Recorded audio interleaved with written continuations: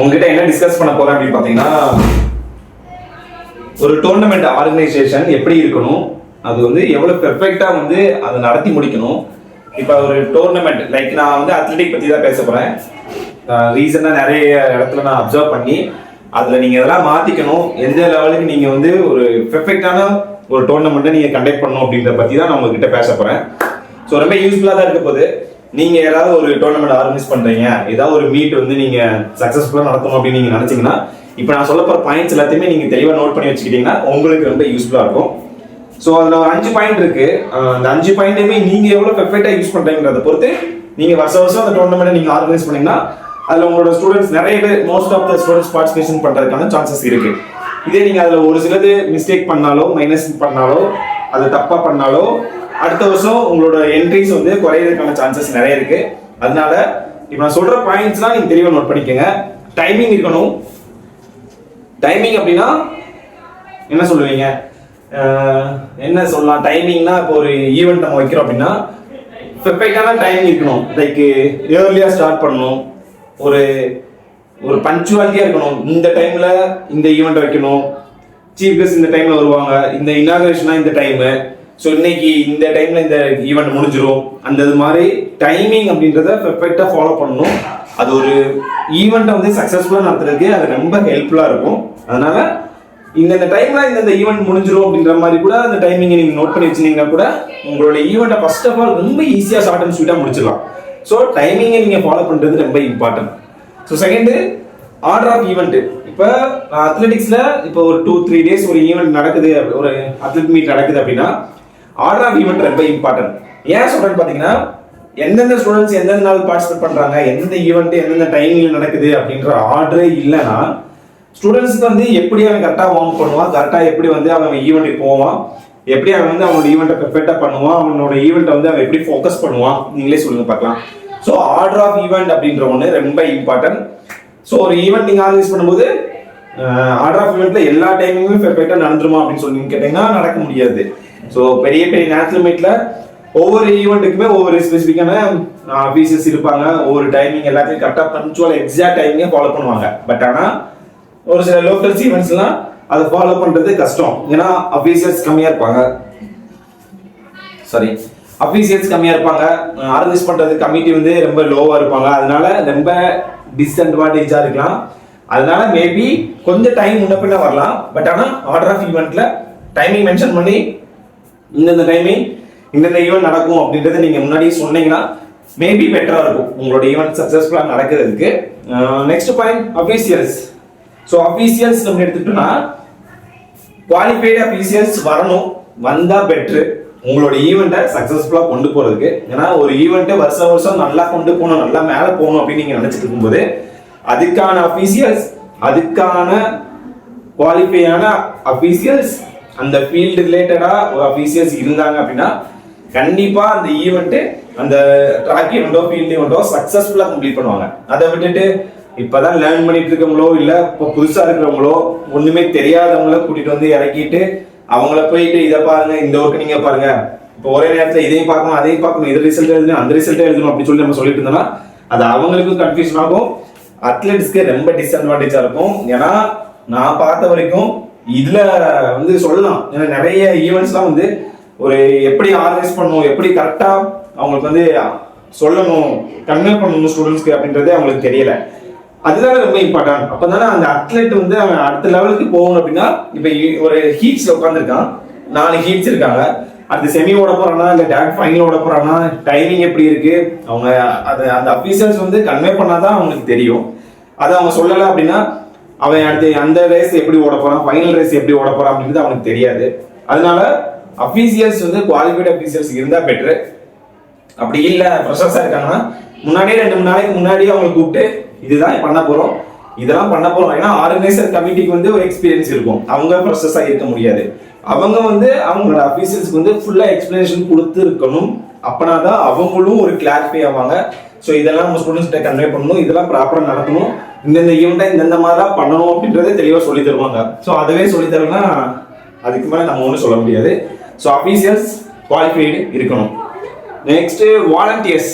So எந்த ஒரு ஈவெண்ட்டாக இருந்தாலும் சரி, நாட் ஒன்லி அத்லெட்டிக்ஸ், எந்த ஒரு ஈவெண்ட்டாக இருந்தாலும் சரி, ஒரு டோர்னமெண்ட் வந்து ஆர்கனைஸ் பண்ணி முடிக்கணும்னா, சக்ஸஸ்ஃபுல்லாக நடத்தி முடிக்கணும்னா வாலண்டியர்ஸ் ரொம்ப இம்பார்ட்டன்ட். ஏன்னா ஒரு இடத்துல இருந்து இன்னொரு இடத்துக்கு எக்யூப்மெண்ட் எடுத்து போகிறதோ சரி, சுண்ணாம்பு பவுடரு, ரிசல்ட் இதெல்லாம் கொண்டு போய் கொடுக்கணும்னா அந்த வாலண்டியர்ஸோட சப்போர்ட் இருந்தால் மட்டும்தான் சீக்கிரம் அந்தந்த டைமுக்குள்ள அவங்களோட வேலையை முடிக்க முடியும். வாலண்டியர்ஸ் கொஞ்சம் கம்மியா இருக்கு அப்படின்னா ஒரு சில இடத்துல அந்த ஈவெண்ட்டை ஸ்டாப் பண்ணி வைப்பாங்க. ஈவெண்ட்டை ஸ்டாப் பண்ணி வச்சுட்டு அது வந்து ஹோல்ட் பண்ணி வைப்பாங்க. இப்போ கால் பண்ணிடுவாங்க, ஃபர்ஸ்ட் கால் கொடுத்துருவாங்க. ஆனால் அங்கே வாலண்டியர்ஸ் இல்லாமல் இருக்கும், அஃபீஷியல்ஸ் இல்லாமல் இருக்கும். அப்படின்றதுனால அந்த ஈவெண்ட்டை ஹோல்ட் பண்ணி வச்சு அந்த இடத்துல டைம் வேஸ்ட் பண்ணி வார்ம் அப் பண்ணிட்டு வந்த ஸ்டூடெண்ட்ஸ் வந்து அவங்களுக்கு மறுபடியும் ரெக்கவரி ஆகி அதுவும் வேஸ்ட் ஆகும். அதனால வாலண்டியர்ஸ் ரொம்ப இம்பார்ட்டன்ட். நீங்க எந்த ஒரு ஈவெண்ட் ஆர்கனைஸ் பண்ணாலும் அதுக்கு எவ்வளவு வாலண்டியர்ஸ் தேவைப்படுவாங்களோ அத்தனை வாலண்டியர்ஸும் முன்னாடி நீங்க அட்டாக் பண்ணி உங்களை ரெடி பண்ணி வச்சுக்கிறது ரொம்ப இம்பார்ட்டன்ட். நெக்ஸ்ட் மோஸ்ட் இம்பார்ட்டன்ட், நிறைய மோஸ்ட் ஆஃப் தி ஈவெண்ட் நான் பார்த்துட்டேன். இது வந்து லோக்கல் ஈவெண்ட் தானே, இதெல்லாம் எதுக்கு அப்படின்னு சொல்லி கேட்குறீங்க. நான் ஆர்கனைஸ் பண்ண நம்ம ஊருக்கு நடத்தின ஒரு லோக்கல் ஈவெண்ட்ல மெடிக்கல் டீமுக்கு பக்காவா பிளான் பண்ணி ஒரு கவர்மெண்ட் ஜிஹெச்ல இருந்து 2 நர்ஸ் மேம் கூப்பிட்டு வந்து நான் வந்து ஒரு நாள் ஃபுல்லா டே அவங்களை உட்கார வச்சு யாருக்கா ஏதாவது இன்ஜுரி ஆச்சுன்னா அவங்களை பார்த்துக்கங்க அப்படின்ற மாதிரி அவங்க சொல்லி நான் வந்து உட்கார வச்சிருக்கேன். நம்ம வில்லேஜில் நடத்தின ஒரு லோக்கல் மீட்டுக்கு.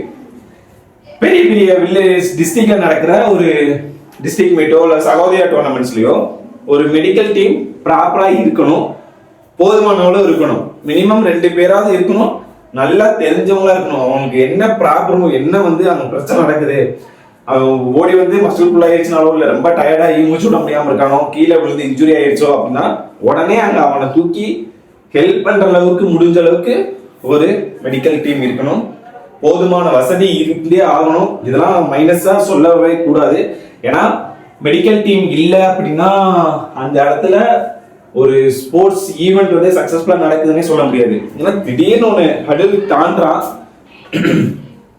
ஹடில் தாண்டான் தாண்டிட்டு இருக்கும்போது டப்புன்னு கீழே விழுதுறான். அந்த இடத்துல அவனுக்கு இன்ஜுரி ஆகுது, நார்மல் இன்ஜுரி ஆகுது, முட்டியில அடிபடுது, தூக்கிட்டு போய் உட்கார வச்சு திஞ்சிர போட்டு முடிச்சிருவோம். மறுபடியும் இன்னொரு அடல் தாண்டுறான், தலையை கீழே ஊண்டிறான், தலையை அடிபட்டு நெருவுல தான் கட் ஆயிருது. அப்ப என்ன பண்ணுவாங்க, அதே நர்ஸுக்கு வந்து ஹெல்ப் பண்ணுவாங்களா? ஸோ அதுக்கு பெர்ஃபெக்டான மெடிக்கல் டீம் இருந்தாகணும். அப்படின்னா அடுத்த தடவை நம்ம ஈவெண்ட்டுக்கு பார்ட்டிசிபேட் பண்றதுக்கு அவங்க பேரண்ட்ஸோ இல்லை டீச்சர்ஸோ அவங்க வந்து நம்பி அனுப்புவாங்க. அதனால எந்த ஒரு ஈவெண்ட் நீங்க ஆர்கனைஸ் பண்ணாலும் மெடிக்கல் டீம் அப்படின்றத நீங்க மிஸ் பண்ணிடக்கூடாது. Medical team most important. Then communication. So communication அப்படி நான் சொல்றது லைக் நம்ம அஃபீஷியல்ஸ் கூட இருந்தோம், ஓவரால் டீம் கூட இருந்தோம், கோச்சஸ்க்கும் டீச்சர்ஸ்க்கும் அவங்க வர பேரண்ட்ஸ்க்கும் கம்யூனிகேஷன் ரொம்ப இம்பார்ட்டன்ட். அந்த கம்யூனிகேஷன் எப்படி இருக்கும்னா, இப்போ ஒரு ஈவெண்ட் நடத்த போறாங்கன்றது அவங்க அனௌன்ஸ் பண்ணணும். இப்போ அந்த ஸ்டூடெண்ட்ஸ் அங்கே பார்ட்டிசிபேட் பண்ணல அப்படின்னா அதையும் அனௌன்ஸ் பண்ணணும். அப்படி அனௌன்ஸ் பண்ணாதானே அவன் ஏன் பார்ட்டிசிபேட் பண்ணல அப்படின்னு சொல்லிட்டு அவனுக்கே தெரியும். நீங்க மைக்ல நாங்க கூப்பிட்டோம் உங்களால பார்ட்டிசிபேட் பண்ணல, நீங்க வந்து அது உங்களோட மிஸ்டேக் அப்படின்னு சொல்லி சொல்றதை விட நீங்க தானே ஆர்கனைசர், நீங்க தானே கோஆர்டினேட்டர், நீங்க தானே ஒரு ஈவெண்ட்டை சக்சஸ்ஃபுல்லா கம்ப்ளீட் பண்ண போறீங்க, நடத்துறீங்க. அப்ப அந்த பையன் பார்ட்டிசிபேஷன் பண்ணலன்னா அப்ப நீங்களும் அதுக்கு ஒரு காரணமா இருக்கலாம்ல. நீங்க இந்த ஸ்கூல்ல இருந்து இந்த பையன் வந்து பார்ட்டிசிபேட் பண்ணலப்பா எங்கப்பா போகணும்னு சொல்லி கேட்கலாம்ல. ஆனா அதை கேட்க மாட்டேங்க. ஏன்னா நம்ம சீக்கிரம் நடத்தி முடிக்கணும், நம்ம தேவையோ நடத்தி முடிக்கணும், சக்சஸ்ஃபுல்லா நடத்தி முடிக்கணும் அப்படின்னு நம்ம நினைக்க மாட்டோம். ஸோ கம்யூனிகேஷன் அப்படின்றது ரொம்ப இம்பார்ட்டன்ட். இது ஸ்டார்ட் பண்றவங்களா இருந்தாலும் சரி, ஃபினிஷிங்ல உட்கார்ந்து இருக்கவங்களும் சரி, அங்க ஒயிட் பிளாக் போட்டால் தான் இங்க ஒயிட் பிளாக் ஸ்டார்ட் பண்ணுவாங்க, கன் ஷூட் பண்ணுவாங்க. அங்க ரெட் பிளாக் போட்டு ஃபினிஷிங்ல உட்கார்ந்தா இங்க கண்ணை தூக்கி வச்சுட்டு வெயிட் பண்ணிட்டே தான் இருக்கணும். ஸோ கம்யூனிகேஷன் அப்படின்றது ஒரு முக்கியமான ஒரு பாயிண்ட் நான் சொல்லுவேன். ஒரு ஈவெண்ட்டை நீங்க சக்சஸ்ஃபுல்லா நடத்தணும் அப்படின்னு நினைச்சீங்கன்னா இந்த communication skill most important. Last overall point என்ன பார்த்தீங்கன்னா ஓவரால் தான். ஓவரால் பாயிண்ட் அப்படின்னு சொல்லும்போது எப்படி நம்ம ஒரு பந்தியில உட்காந்து அப்படியே பொரியல் ஊறுகாய் ஸ்வீட் அதுல இருந்து ஆரம்பிச்சு வடை அப்பளம் பாயசம் கடைசி வரைக்கும் உட்காந்து சாப்பிடாம எந்திக்கிறோமோ, சாப்பிட்டு முடிச்சு எந்திக்கிறோமோ, அதே மாதிரிதான் ஒரு ஈவெண்ட்டை நம்ம நடத்தி முடிக்கணும் அப்படின்னா ஃபர்ஸ்ட் டே மார்னிங் நம்ம இனாகிரேஷன் ஃபங்க்ஷன்ல இருந்து ஒலிம்பிக் டார்ச் வந்து அப்படியே எல்லாமே மார்ச் ஃபர்ஸ்ட் அந்த லாங் டிஸ்டன்ஸ் ஈவெண்ட் ஃபர்ஸ்ட் இயர்லியா ஸ்டார்ட் பண்றதுல இருந்து அப்படியே ஆர்டர் ஆஃப் ஈவெண்ட்டை கரெக்டா பெர்ஃபெக்ட்டா பிளான் பண்ணி எந்த ஈவெண்ட்டை எப்போ போடணும், 100 உடனே அடுத்து 200 போட்டக்கூடாது. அந்த மாதிரி எந்தெந்த ஈவெண்ட்டுக்கு எவ்வளவு கேப் விடணும் அப்படின்றத தெளிவா பிளான் பண்ணி லஞ்ச் பிரேக் இவ்வளோ, பேரண்ட்ஸ் யார் யார் எவ்வளவு வருவாங்க, யார் யார் உள்ள போடுவாங்க, எத்தனை வாலண்டியர்ஸ் வேணும், எத்தனை பாடி பில்டர்ஸ் வேணும், அந்த மாதிரி ஈவெண்ட்டை கண்ட்ரோலா கட்டுப்படுத்தி நடத்தி முடிக்கிறதுக்கு எவ்வளவு பேர் வேணும்.